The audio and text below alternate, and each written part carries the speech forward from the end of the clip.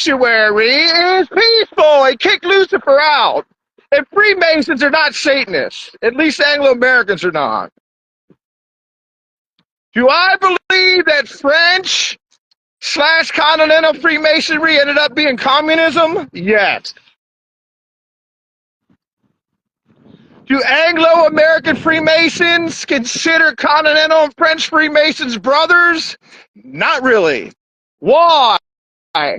There's no Thomas Aquinas like belief in a God. Is the current Pope a Freemason? Probably.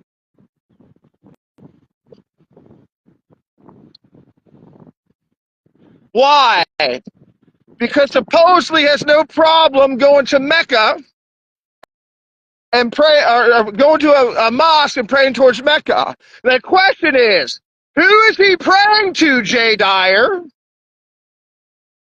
Who confuses this shit, sounding erudite with his bullshit ass fucking chump shit. And I like Jay Dyer. Trying to fuck over the popes because of a short history at the Vatican II that has brought a little confusion to even us Catholics as to what the fuck is going on. Did the Alta Vendita happen? Has Rome been infiltrated by the, quote, Freemasons, which are really pre-thinkers of the Enlightenment?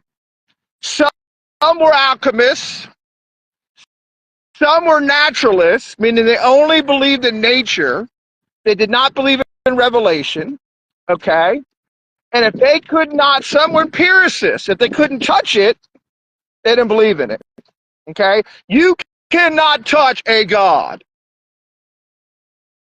So the empiricists, like Immanuel Kant, not Kant, and I think he was, and John Locke, that may or may not have been an empiricist, because if you read his Bible stuff, and yes, he wrote commentaries on the Bible, and he talked about life, liberty, and property, okay?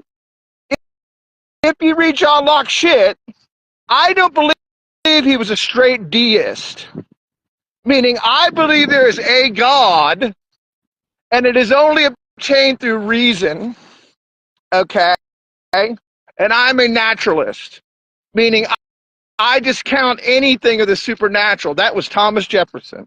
Thomas Jefferson and Thomas Paine seem to have been straight deists. Jefferson's Bible counted out all the miracles. Anything that was thought to be a miracle, or divine, quote, divine revelation, meaning God speaking supernaturally to man, was discounted by Jefferson, who probably was a closet empiricist, and if he couldn't see a God, he didn't want to believe, but had no problem writing that our Creator has endowed us with certain inalienable rights, and among these are life, liberty, and property, or pursuit of happiness. They switch back and forth. Okay? They punted. Says, was there a hill of beans difference between the Holy Roman Empire of the Habsburgs that believed in subsidiary, meaning that the lowest local form of government should make the decisions, very decentralized, and the American thing originally of 13 states all trying to get along? Was there any difference practically? Not really. Other than in a truly Catholic country,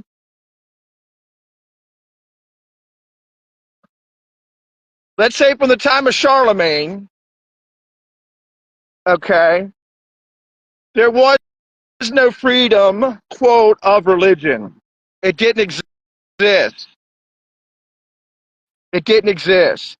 The Catholic Church teaches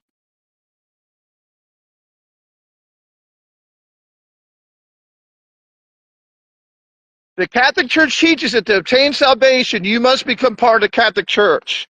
As a Catholic, mostly, but a cultural Catholic, historical Catholic, a philosophical Catholic. I'm not buying that shit. Why? Let's go back to Aquinas, who I finally read of, and it made sense to me. 3 levels of belief. Okay? Belief in a God, belief in God as defined by the Catholic Church,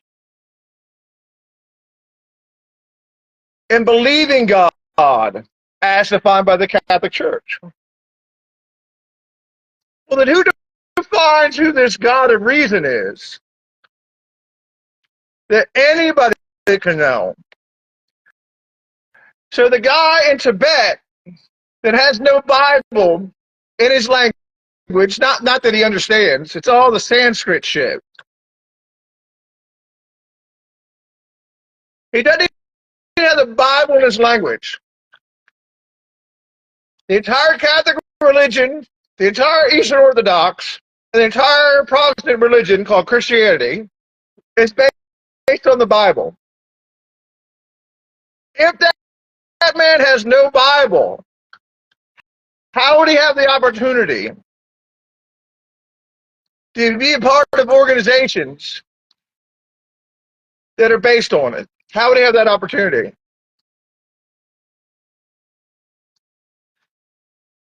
That's what convinced me that there is no one church, because that man does not go to hell. How does that man know he needs to be born again? And that's where I can relate to theistic rationalists that are probably mostly Protestant, like Greg Fraser. I like the term. I like Christian deists. I like Christian deists because I'm a Christian, because I believe that Jesus Christ existed as a person. Was he God? I don't know. Is the Trinity in the Bible? I'd go with that. Why is the Trinity part of the Orthodox / Roman Catholic faith? The emperor made them vote on it and cheated. Oh shit. What the fuck? I hear you. What does this have to do with JFK? Everything. So we have Eastern Orthodox, Byzantines, Russians, and Greeks that were aligned with the Catholics till about 1000 AD. Then Charlemagne, or 800 AD, Charlemagne comes, supposedly changed something, slight, got crowned by emperor from the Pope, and that started 1600 years of the descendants of Charlemagne traveling around the world, utilizing the mineral rights of land that may or may not have been theirs. But I tell you what, if I find some gold there, I'm taking it. I'm not calling up whoever owns this shit and giving it to them. So the 5 Native Americans / Tibetans, I know that because Navajos can go to Tibet and speak and be understood, more so than a northern Italian could go to southern Italy and be understood, because it's 2 different fucking races of people. So Navajo and Western Navajo land that has been undisturbed in its culture and its religion for 2,000 or 3,000 years since they walked across the goddamn iceberg understands the Tibetan better than the northern Italian understands the southern Italian. Ain't that some shit?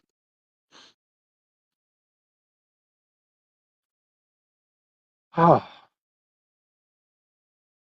I've gotten the opportunity